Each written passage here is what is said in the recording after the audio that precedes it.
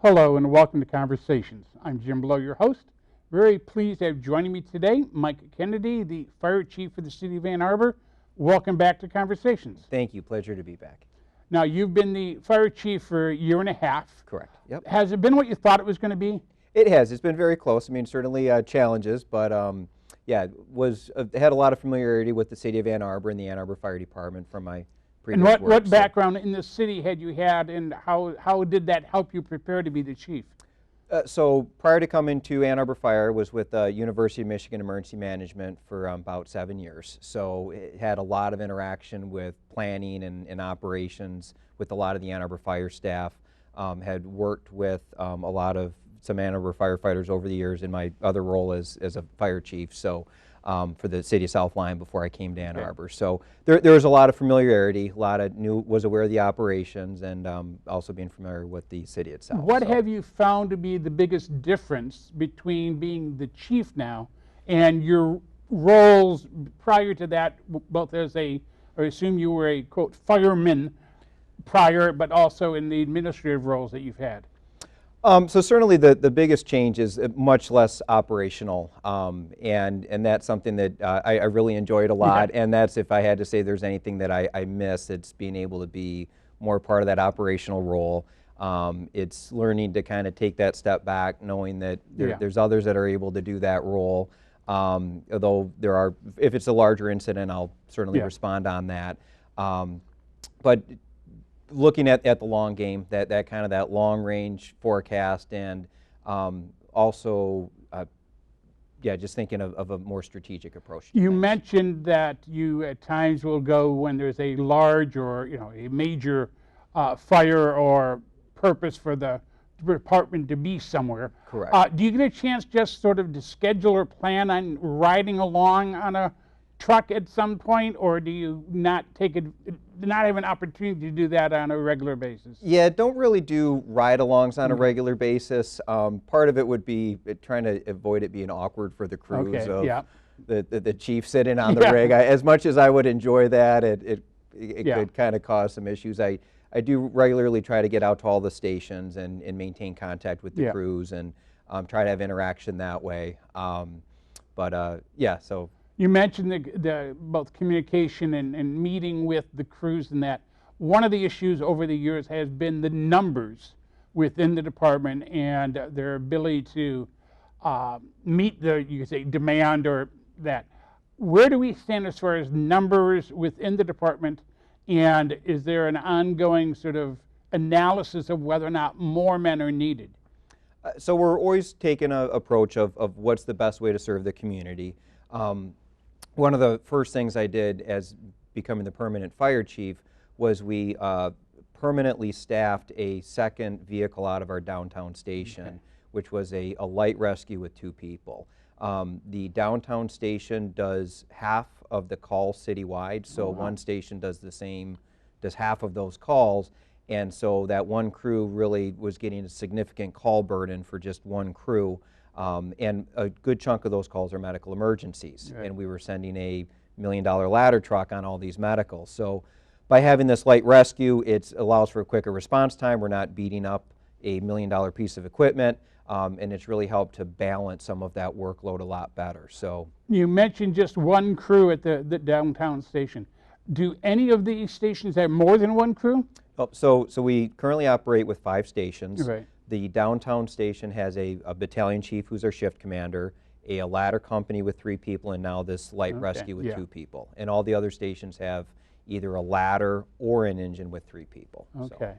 And you mentioned also the downtown tends to cover about, not cover, but have 50%. Is it based on geography?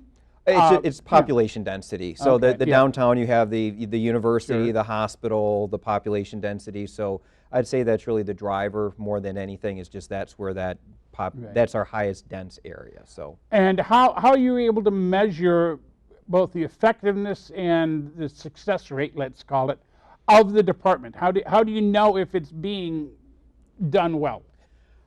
It's a great question. It's one that I'm asked often. The fire service can be tough. One of the things that we always really try to work on is preventing fires, and so it's how do you quantify something that didn't Yeah. happen. So we are continually working with developing metrics, and that's something that the city manager, Howard Lazarus, has really pushed myself and other department members or the department heads to do, is come up with metrics that are objective and we can quantify, and we've really made some progress with that. We do have some metrics on our city webpage now, and that's something that's it's a work in progress, but we've really made a great foundation for that. Does the department still provide an opportunity for a resident to contact the department, to have someone come out and sort of check their house or check their office space to see whether or not they're doing things right to prevent? You mentioned about preventing fires and that community communication. Yep. So for residential spaces, we don't generally do a home inspection. Right. If somebody had a specific hazard or had a specific question, we'd be happy to try to answer that. The issue is the fire code really doesn't apply to like single-family residences or like the interior of an apartment. Right now we have 5 people assigned to our Fire Prevention Bureau. We have a fire marshal plus 4 inspectors, and they're the ones that do what we'd consider public occupancy inspections. So office buildings and restaurants, mercantile, those sorts of places. Now, is that preventive, or is that like an annual exam, or however often you might say have to inspect? So it's focused on the hazard classification, so things such as a public occupancy where we know there's going to be several hundred people there, well, that has a higher threat than potentially a insurance office that is just a couple of people and a low hazard, or a place that's dealing with volatile chemicals as part of an industrial process. So we have a hazard ranking, and we try to do the more high hazard occupancies on a more frequent basis. Now, you mentioned, Ann Arbor is a very busy place, even now in the summertime, with things like the art fair, and we had the international soccer match this past weekend. How does your department get involved in the events that happen within the city? So emergency management, we have a civilian emergency manager by the name of Rick Norman, and he is kind of one of the main points of contact for our emergency planning efforts. He reports to me within the fire department, and so for instance, Art Fair, that's actually a year-round planning activity. In fact, we're going to have a debrief meeting here in the next couple weeks to go over the 19 Art Fair and start preparing for 20, and so that process continues. So we have great relationships with the University of Michigan. We obviously work with our partners with Ann Arbor Police Department. So for a lot of these big events, it's really an ongoing planning process. So you mentioned the art fair, and I would assume one of your not responsibilities, but things that you're involved in this year was all the issues related to the heat and the exposure, and to what extent did you find more emergencies or things dealing with heat exhaustion or stroke in a sense? Yep. So Huron Valley Ambulance has a large contingent of crews on site during the art fair. They have both bike teams and gator teams. And the way we've approached it for the last 2 years is they'll really focus on the art fair itself, because it's really difficult for us to get crews in there. And those bike teams work a lot better and faster. And if it turns out if it's a real serious medical emergency or something else, then we can respond with crews. But art fair brings, I think, 100,000 people during it, so citywide the call volume also increases. So we really partner with them so we can continue to care for our residents and they can focus on the art fair. But it's and I do know that they did treat some people for heat exhaustion. Fortunately, this year people seem to do a pretty good job of staying hydrated and cool, and I wouldn't say it was anything that was troublesome regarding numbers. I would say in certain respects it was a long-term warning, because people knew that the heat was coming. Where it wasn't really a surprise, so you could, as you say, be hydrated, and you knew what to expect more. So. And art fair is kind of notorious for being the hottest week of the year. And then this past weekend we had the soccer match at Michigan Stadium, and then you have the football games. What role does your department play in those types of events? So we staff a Polaris rescue suppression unit that has foam on it. There's no fire suppression down on the field, Right. and the field's actually flammable. Okay. And not that we would expect a fire, but if there were to be one, it'd be a very difficult thing for us to get to. So we staff that, and also that crew responds on fire alarms in both towers. So obviously, if there's a fire alarm when they're playing football, we don't want to evacuate towers Right. if it's just a burnt popcorn, which Yeah. sometimes happens. So they're there to investigate alarms, or if there were to be a fire. We also have members that are part of a hazardous materials team, and we do air monitoring at the station. Oh, okay. And then myself, and then usually one of our assistant chiefs is part of the Emergency Operations Center at the University of Michigan. So that's a combined all hazards, police, fire, EMS, to deal with issues both in the stadium and the surrounding area. For instance, we might deal with a medical emergency in one of the golf courses, Right. or a car crash on one of the roads coming in. So it's not just the stadium, but The surrounding areas. yeah, the impact of that. Now, so. what does a Saturday for your department look like then? What time do you begin to sort of keep an eye on the stadium and the surrounding areas? Yeah, that's one of the challenges with night games. Yes. and it poses a big challenge for us. Usually we kind of officially start ramping up about 5 hours before kickoff. Okay. So for the noon games or the afternoon games, that's pretty easy. One of the problems that we've been dealing with the night games is that the game will start at 7, but the tailgaters and the festivities Start much earlier. still start at 7 Yeah. a.m. So and that becomes a real long day when you look from like a 9 a.m. to going Yes. till midnight for the game. It's a pretty exhausting and taxing day, and we really throw a lot of resources Right. at it. So we get through it. We've had a lot of experience with it now, but they are very long days. Yes. So Well, we're going to take a short break and come back and talk about some of your goals for the future. gotcha. Ask our viewers to stay with us. We'll be back in just a moment.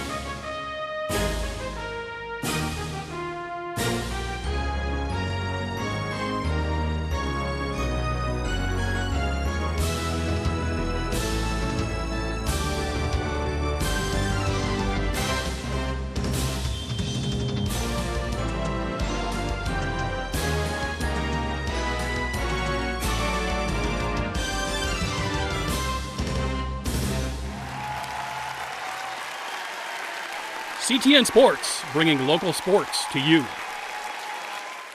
Ann Arbor is home to more than 150 parks. That's 150 reasons to get out and get active around town. In addition to more traditional parks, Ann Arbor has some unique amenities, like the Universal Access Playground, Ann Arbor Skate Park, and 2 disc golf courses, all free of charge. With all of this and more, Ann Arbor is sure to have something fun for everyone. Come out and see for yourself. Visit a2gov.org/parks or call 734-794-6230 for more information.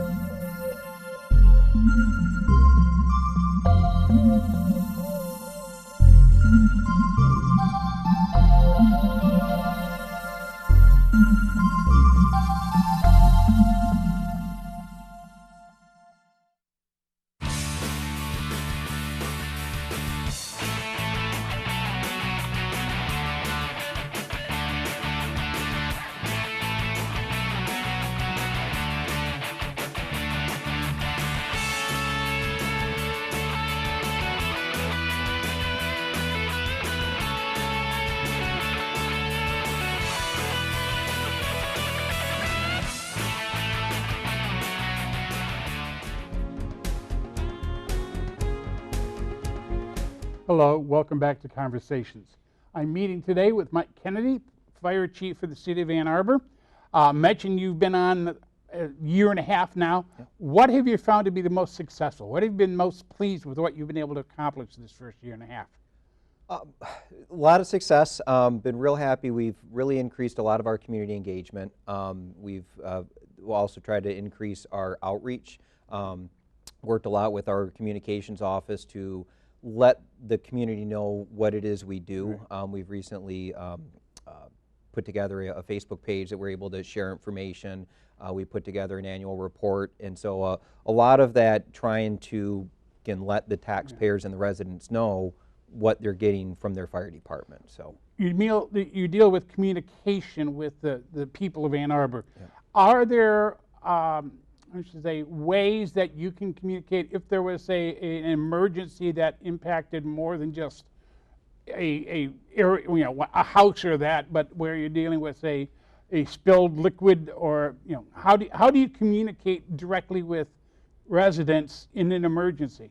So the city has the Code Red system, and we really promote people to sign up for that. That's where they can get a text or a phone call of a alert, and we can do that based on geography. So if somebody is on Main Street, we can select a polygon around, where that incident is at, and alert a small area. And we use that. The police department uses that. Emergency management could use that. So that Code Red system, you can sign up through the city website. And we really, that's a great way for us to be able to do quick notification to residents. And in your year and a half, what's been the most challenging part of the job that you still feel you need to work on? There's been a lot of challenges regarding facilities. Facilities has been something that unfortunately has really not been a priority for a very long time. Yeah. And so we currently have 5 buildings that we operate of, 5 of which are staffed fire stations. 5 of the 6 need either to be demoed or completely rebuilt or renovated. And so the challenge has been prioritizing that, doing triage, getting into what's the best use of city resources, knowing that we're competing Because that would be something which would ultimately be city council. Correct. And the funding would be through capital improvement budget or whatever. Yep. And from an ideal point of view, that would be addressed before, you say, an emergency occurs. Yep. And our buildings are pretty much at, or one of them I would say is kind of past its useful life. And ideally, we would have been replacing them on a more regular basis, so we weren't dealing with almost all of them needing attention, where we could be addressing them 1 or 2 at a time. So what we're working on now, and we plan on going to council with, is a recommendation for setting that, actually going for, if we're going to go for bonds, or how we're going to fund it, and then which stations we're going to focus on.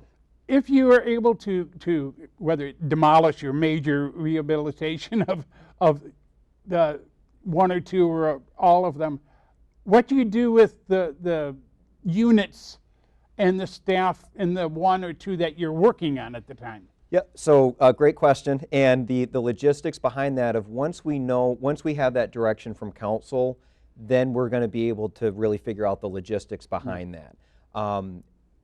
In a perfect scenario, we could build close to where they're currently at on space that they're not currently at, and then when the new one's ready to go, we move everything over and then tear down the old one. Obviously, land in Ann Arbor is at a premium, so we might not be able to do that. And the city itself doesn't necessarily have land in 5 different areas of the city that fit in with where the fire stations need to be put. Exactly. And a lot of the land is for park use, and any reallocation of park land would have to go for a voter approval. So there's definitely, the space is definitely a challenge. There is a possibility that we may be forced to have to close the station for a period of time while we rebuild one. It's not ideal, but that may be where we're at, and once we have better direction, we know which stations are going to be, we can answer those questions. Now, I realize that my memory and understanding may not be correct, but it seems like the downtown station has more space then would be used by one truck and one secondary unit. Potentially, are there other areas where you could double up for a period of time? That's if we were to have to temporarily close a station, we would relocate them likely to our downtown station. So we definitely have the space. It's just obviously if we were to close a station, then our response times are going to go up in that area, which certainly isn't ideal. And again, the perfect scenario would be we could build a station adjacent to. There are temporary structures; those are very costly. So anything like that's going to add to the money. So it's kind of a chessboard where you move one piece and you affect other decisions. So. And from an ideal perspective in your mind, when would all this? When do you plan, or are you potentially able to present an idea or plan to council? The hope is this fall. Okay. The hope is this fall. We're working on with an architect right now because we want to be able to go to them with real numbers and kind of a list of options too. That hey, these are some options. This is our recommendation, but these are other options because these are long-term capital investments that are multi-million-dollar investments. So now, in looking to the future, not only in buildings and that, what are the goals do you have, let's say, for the next 9 to 12 months, and then looking long-term over the next 5 years that you think would improve what you're able to do within the department? Without question, the facilities is really the big one. One of the other ones that we're working on is a fire cadet position, and that's attempting to look at providing some other opportunities to get into the fire service that some people might not have otherwise had. The police department has had a great success with that, and I get teased of stealing something from the police department, but if it works, it's great. So we're trying to model it off of that.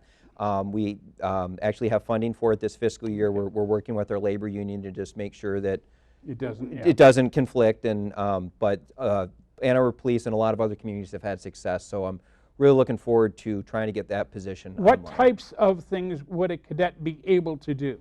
So we'd use it as a training position. So somebody that, because as of right now, we require training for people to apply to our department, and some other people might not have the opportunity to take that training because it's several $1,000s. So the idea is that we would hire this person and then put them through that training, and then once they complete that training, they would then be hopefully in a position to be one of our firefighters. And how many total firefighters do you have on staff? So our total full-time employee count is at 87. We have 72 firefighters assigned to what we call suppression. And those 72, how many a year normally would retire or leave?